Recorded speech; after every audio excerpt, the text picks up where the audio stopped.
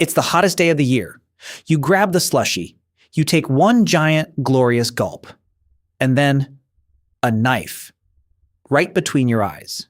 Your whole forehead clamps shut. You stop walking. Hand to your head. Eyes squeezed. Just waiting for it to pass. Brain freeze. We've all been there. It's one of the most universal little agonies there is. But almost nobody stops to ask the obvious question. Because here's the strange part. The cold isn't in your forehead, it's in your mouth. You poured something freezing onto the roof of your mouth, and the pain detonated inches away, behind your eyes and across your forehead. Why there?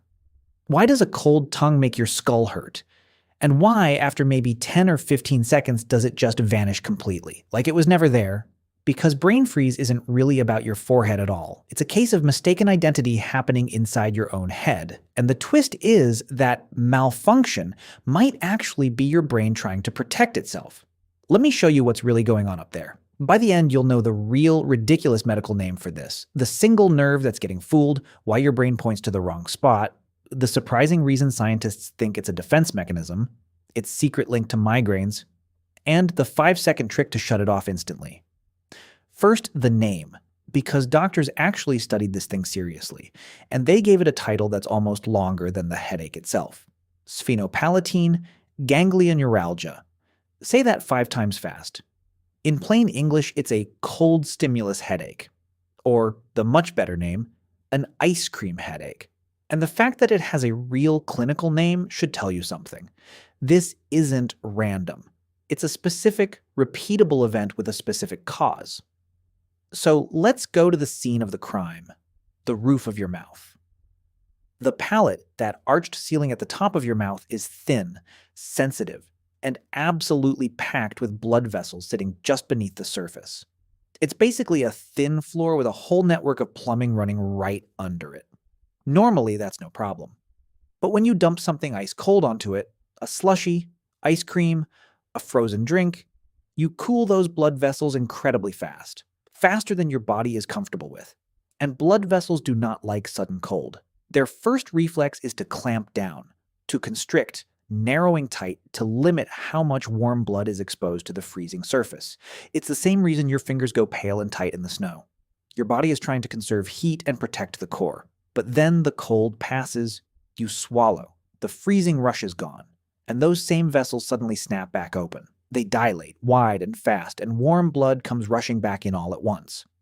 That whiplash, clamp shut, then fling open, is the trigger. And there's one particular vessel that matters most here, a major artery near the front of your brain called the anterior cerebral artery. When researchers actually watched people's heads during a brain freeze using ultrasound to track blood flow in real time, they saw it clearly. The moment the headache hit, that artery dilated and blood flow to the front of the brain spiked. The moment they made it constrict again, the pain faded. The pain rose and fell in lockstep with that artery. So something is detecting that sudden surge of blood and pressure and screaming about it. And that's where our main character comes in. Running through your face is the single most important sensory nerve in your head, the trigeminal nerve. It's the master cable for facial sensation. The thing that lets you feel a breeze on your cheek, a touch on your lip, heat, cold, pain, all across your face.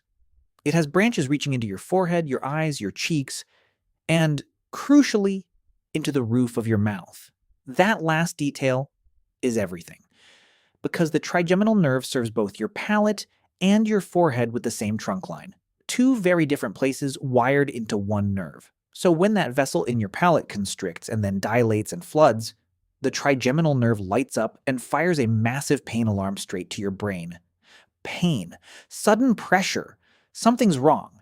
And now your brain has to answer the only question that matters in pain. Where? Where is this coming from? Where do I send the alarm? And here it makes a mistake.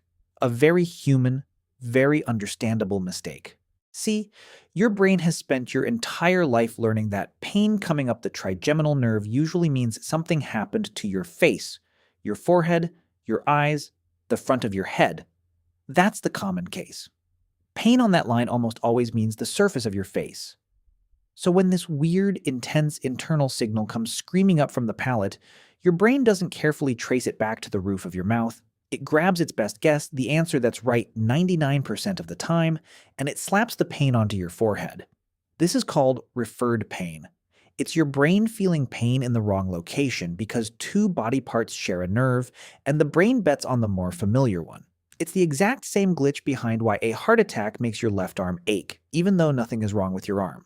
The heart and the arm share nerve pathways, and the brain misreads the address. So in a brain freeze, nothing is actually wrong with your forehead. Your forehead is fine. The drama is all in the roof of your mouth. But your brain files the complaint at the wrong address, and you clutch your head, wincing at a pain that isn't even happening where you feel it. Now, you might be thinking, okay, but why is my body this dramatic about a cold drink? Why such an intense stabbing alarm over a slushie? This is where it gets genuinely interesting, because a lot of scientists think brain freeze isn't a bug at all. It's a feature. Your brain is the most precious, most temperature-sensitive organ you have. It needs to stay within a very narrow range to work. Too cold or too hot, and it starts to fail. And the roof of your mouth sits remarkably close to the base of the brain and its blood supply. So when you flood your palate with something freezing, your body may read that as a real threat. Warning, the temperature near the brain is dropping too fast, and it responds the way a protective system should. It rushes a surge of warm blood up toward the brain, that big dilation of the anterior cerebral artery, to defend the brain's temperature, to keep it from cooling down. The ache you feel is the side effect of that rescue.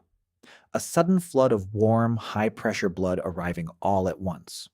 In other words, the stabbing pain in your head might literally be your brain throwing warm blood at itself to keep from getting too cold, and the headache is just the cost of that emergency heating.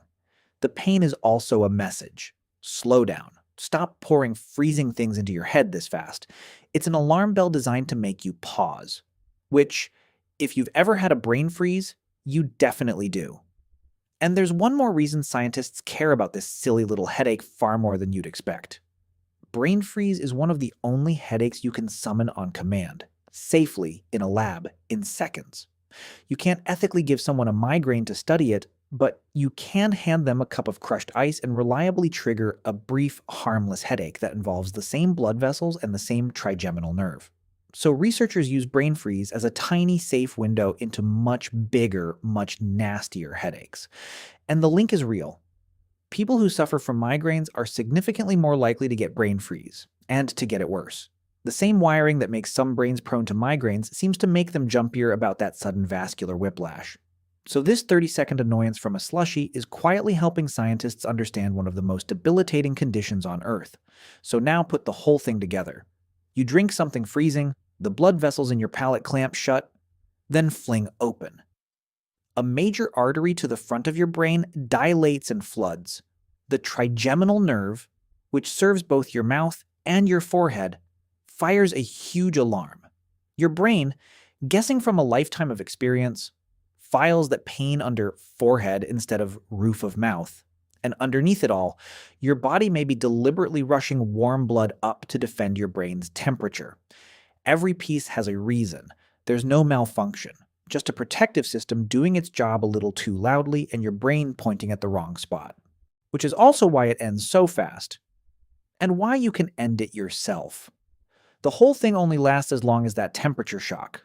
The second your palate rewarms and those vessels settle, the alarm shuts off and the pain evaporates. So if you want to kill a brain freeze in about 5 seconds, you don't grab your forehead. That's the wrong place anyway. You warm the actual scene of the crime. Press your tongue flat against the roof of your mouth and hold it there, or take a sip of warm water, or just breathe in through your mouth and out, pulling warmer air across your palate. Rewarm the roof of your mouth and the whole cascade stops, and maybe that's the part worth holding on to the next time a frozen drink drops you mid-sip. That stab between your eyes isn't a flaw, and it isn't where you think it is. It's your brain mistaking the roof of your mouth for your forehead, while quietly flooding itself with warmth to protect the most important organ you own. The most annoying headache you can give yourself in a single gulp turns out to be a tiny, fierce act of self-defense, happening in the wrong place, for all the right reasons.